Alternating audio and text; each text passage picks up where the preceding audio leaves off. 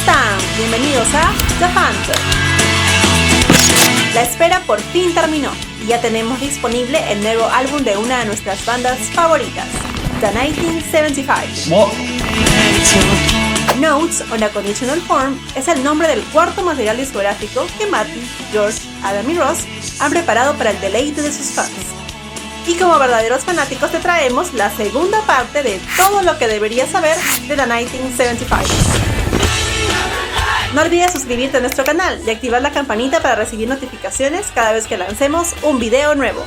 Ahora sí, 3, 2, 1, comencemos. Número 1. ¿Qué crees que Matty y George andan tramando en estos tiempos de cuarentena? Además de vivir juntos y ser increíbles amigos, están trabajando en el álbum de Drive Like I Do. Sí, en una entrevista con Zane Lowe para Beats One de Apple Music, Matty confesó que la cuarentena lo ha incentivado a utilizar su tiempo libre para profundizar en una serie de proyectos de estudio. I've been kind of organizing what songs of the old ones that kind of exist on the internet that I'm gonna put out as an official, the first album that kind of never came out. Como buen fanático de los chicos de Manchester, debes saber que antes de que la banda llevara el nombre de The 1975, se llamó Drive Like I Do. En el 2017, Matty confirmó que en los próximos años se publicaría el debut de su antiguo proyecto. Pero asimismo recalcó que Drive Like I Do y The 1975 son entidades separadas. También reveló que existen muchas canciones de Drive Like I Do que quedaron en el camino y nunca nadie las escuchó. ¿Se imaginan cómo será ese álbum? Crazy. Ojalá que podamos conocer más sobre este proyecto en los próximos meses. Número 2. De seguro habrás notado que en pósters, anuncios y videos musicales de la 1975 siempre aparecen estas dos palabras, Dirty Hit. Pues si no lo sabías, Dirty Hit es el sello discográfico independiente que la 1975 firmó en el 2010. Pero no todo pasó tan rápido. Al inicio la banda, como cualquier otra, recibió incontables rechazos de grandes discográficas. Y en lugar de echarse para atrás, su manager, Jamie O'Born, se le ocurrió en diciembre del 2010 una excelente idea.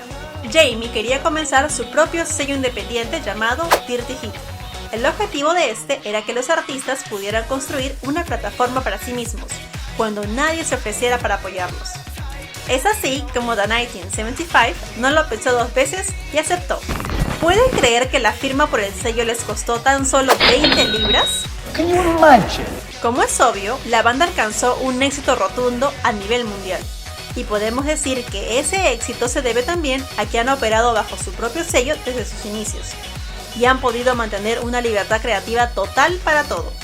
Gracias al éxito de la 1975, nuevos artistas se interesaron también en pertenecer a este sello y adoptar su filosofía, tales como No Room, Fade Waves, The Japanese House, Wolf Alice, Viva Doobie, entre otros.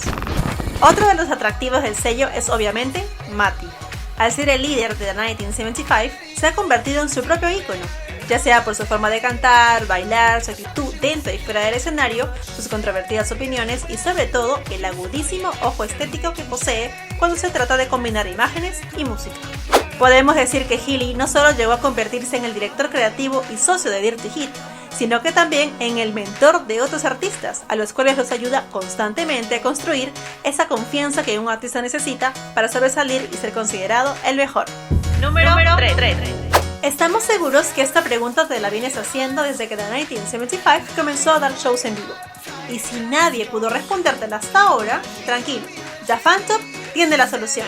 De seguro te habrás preguntado, ¿quién es ese apuesto saxofonista que ha acompañado a la banda desde sus inicios hasta la actualidad y que bien podría pasar como uno de los Greta Van Fleet?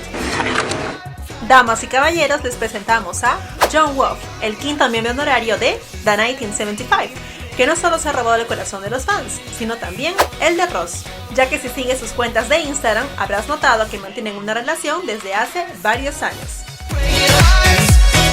Jon es músico desde muy pequeño, tocaba el piano desde los 8 años, pero cuando conoció el saxo se dio cuenta que se dedicaría a la música toda su vida.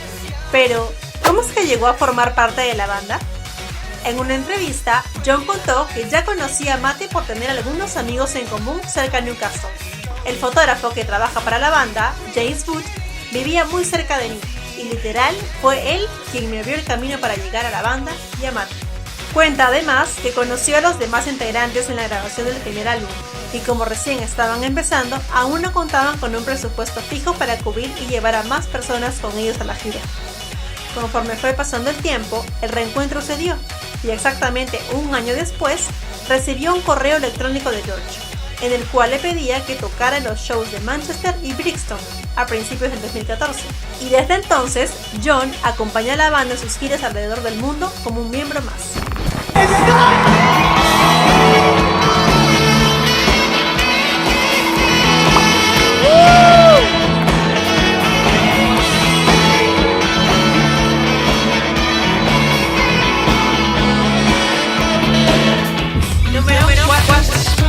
En muchas ocasiones, Matty ha confesado que su consumo de drogas se inició a causa de no lograr conciliar el sueño luego de los shows. De hecho, en varias entrevistas, ha confesado que desde pequeño ha tenido este problema, ya que tenía demasiadas pesadillas durante la noche, las cuales lo mantenían despierto por varias horas, y las drogas de cierta manera evitaban que eso suceda. Asimismo, a lo largo de los años, Matty no ha tenido ningún problema en admitir que consumía diferentes sustancias, pero el límite llegó en el 2017, cuando la heroína lo llevó a pasarla realmente mal, y lo podemos comprobar en el tema It's Not Living, su gran oda a esta droga. Pero, ¿cómo inició esta adicción a la heroína por casi 4 años? Aquí te lo contamos. Oh my god. Matty llegó a su punto crítico en julio del 2017. Justo cuando The 1975 encabezaba el Attitude Festival, marcando el final de la gira por el segundo álbum. Ahí comenzó todo, contó Matty para The Guardian. Debería haber sido una celebración masiva, y lo fue para mí, pero no para todos los demás. Acababa de regresar de Reino Unido y todos sabían lo primero que iba a hacer. Y es que el festival sirvió como una especie de intervención, ya que según Billboard, George fue quien descubrió a Matty sumergido nuevamente en drogas, y supuestamente él le había prometido que ya no lo haría más. Cuando llegaron a Los Ángeles para grabar el tercer álbum, durante la cena y bajo los efectos de las benzodiazepinas, Matty les confesó a sus compañeros de banda que no estaba limpio, y que necesitaba estar así, y si ellos eran sus amigos, deberían aceptarlo.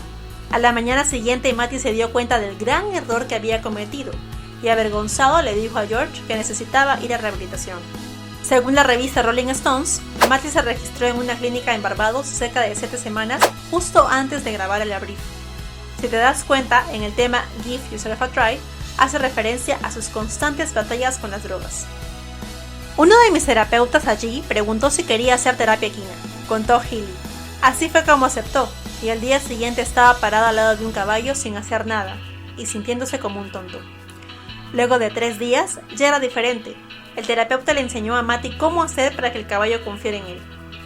Matty cuenta que fue la experiencia más profunda que tuvo. ¿En qué se basó la terapia de rehabilitación de Matty? La equinoterapia o terapia equina es una forma de terapia experimental que involucra interacciones entre pacientes y caballos. Esta implica actividades como la preparación, alimentación, colocación de cabestros y conducción de un caballo, que son supervisadas por un profesional de salud mental. El objetivo de esta terapia es ayudar al paciente a desarrollar las habilidades y atributos necesarios como la responsabilidad, autoconfianza, habilidades para resolver problemas y el autocontrol.